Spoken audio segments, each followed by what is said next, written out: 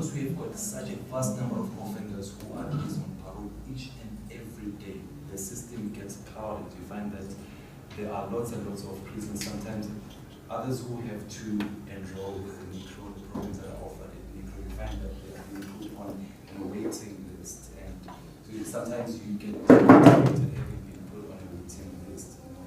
So yeah, we do have NICRO, although I think that it is insufficient. But do they also include support groups for ex-offenders in terms of daily experiences they now face once they come out of prison?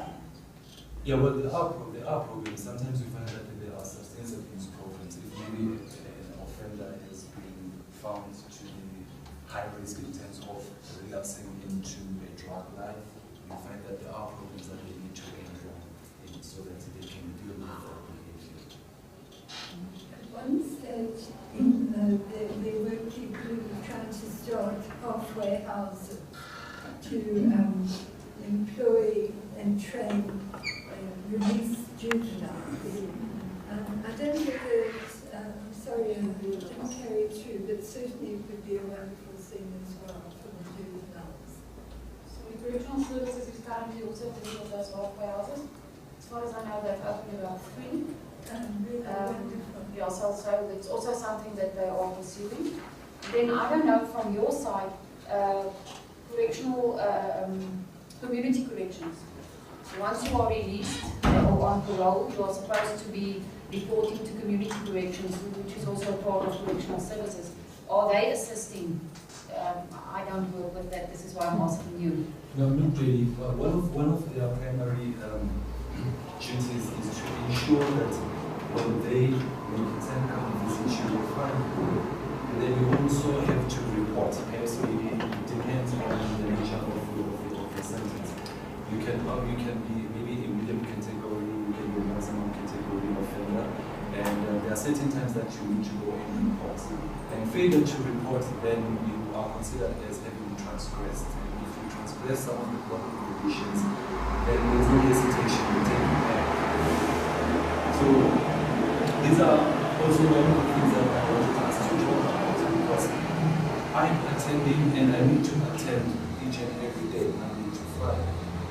It becomes problematic because if I'm due to sign today, I need to go to Joburg to sign, and then I'm going to skip a lecture. But then I'm glad that my parole officer understands once you have something written down that you are attending, they allow you that opportunity. So they are not as bad as maybe perhaps one might think. But you need to have some kind of an explanation of where we are. Because if there's no explanation, then it's 8 hours or sometimes 72 hours back into this thing. I have a question to the panel and everybody. To what extent are there also programs for relatives and family members of people in prisons? I'm thinking of, the focus is, even in our discussions, most of the time on the offender, the person leaving the prison, but are there anything in place to support the systems that that person forms part of that you're aware of? I know when I did that documentary in Zululand, we kind of worked through an NGO called Wits Justice Project. Yeah, I should actually contact them. I guess they're really great.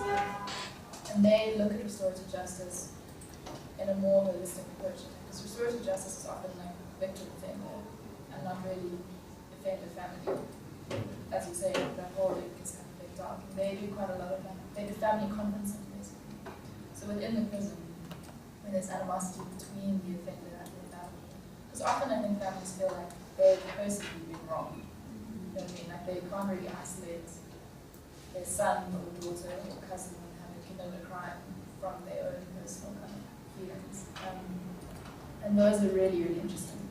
I didn't get to attend one because we were kind of looking more at being released. And this guy we were following, his father refused. She didn't want to have anything to do with him until he was released. She didn't want to go to the prison. That was a big kind of stumbling block. But yeah, they do these family conference things where they get people from the NGO who kind of facilitates, and then they get the warders involved as well.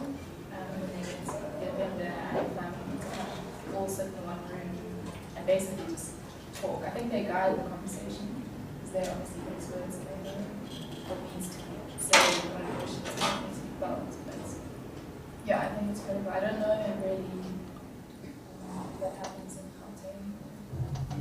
I only really know of them doing it. I mean, remember a baby does stuff like that. This is what I suggested as a project to educate families in the community. Yeah, I think it's often left out.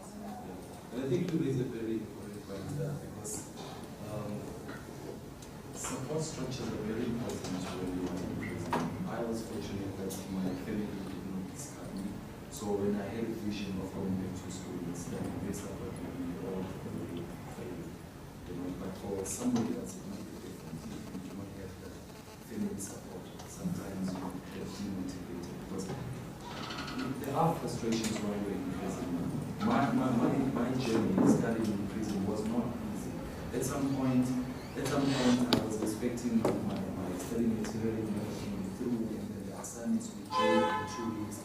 I was crazy, but I couldn't do anything because I couldn't hold anyone accountable for that. So it becomes really challenging.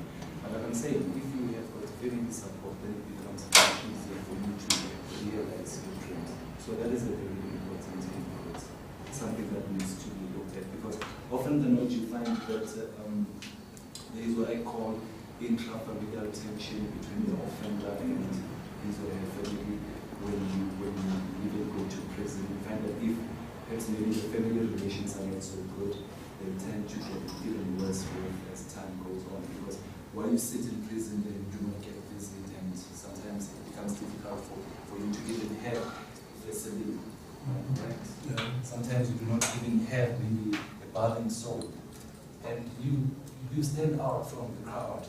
You become known for not getting visits from your family, and with gangsterism on the side, it becomes very easier for you to join the gangsterism because it's all about money, it's all about data, it's all about being well in prison. And if you do not get family support, then where else are you supposed to get money for coffee, money for sugar? Then you tend to consider gangsterism and join them, and one thing leads to another, and then by the time we know we went into prison in 3 years, but because of the crimes we've committed in prison, now we're doing 15 to 18 years. Following on that, I've always said prison is worse than death. And really, from what I've seen, it is. Sorry, I would just like to comment. No, I have a thing who is a psychology student, and it's because of him that I'm here, because I sent an email for him, and so I ended up here. He used to say, from us. yeah, the day that he was sentenced to life, I think if I remember correctly, he was sentenced to 143 years plus 3 life sentences. And he says when he was sentenced, he thought that there was nothing worse than being sentenced to prison for life. And then after he's been to prison for a while and he's made the right friends, he now realizes that there's nothing worse than a life without Christ. So your vision changes as you go along. But I also want to get back to the backup that you need. Your friend that keeps on going back, life changes outside. Some of them have never held a cell phone in their hands, whether legally or illegally. They don't know what it looks like, they don't know how it works because they've been in prison for 19, 20, maybe longer. So prison is something where I feel safe. I know where I'm getting my food, I know where I'm sleeping, I know where I can get what. The moment I'm released, suddenly I've got all these influences working in on me and I don't know how to cope with it. And then it's easier for me to go back because I feel safe. And then also students that don't have backup. A student that has a backup system, family that's there for them, a family that really cares, they can receive the SMS from Unisa to say, listen, you've passed your subjects. The one that doesn't have his backup has to come and query every second day. They've received theirs, I haven't received mine. Ma'am, do you maybe just can get me a 10 Rand Walt call? I haven't spoken to my parents for the past 8 months. these things happen. You get an offender just before being released, coming, he's 26 years old, crying on your shoulder. I'm too scared to go home. And I'm thinking, are you crazy? You're going home, you've been here for 10 years. The neighbors are waiting for me. I killed their son, they're going to kill me. So those are the problems that they're running around with, things that we never see. Because he's going home. So, I mean, he's supposed to be happy. But he has all those problems, and we don't look at those before they are released. We are focusing on them, yes, but we never focus on the community. Restorative justice is there, but some of the people that they've committed crime against, they're not interested in restorative justice because they are still thriving on their hate and their sore and the whatever. I'm not blaming them for that. I'm just saying it makes the process for us much more difficult.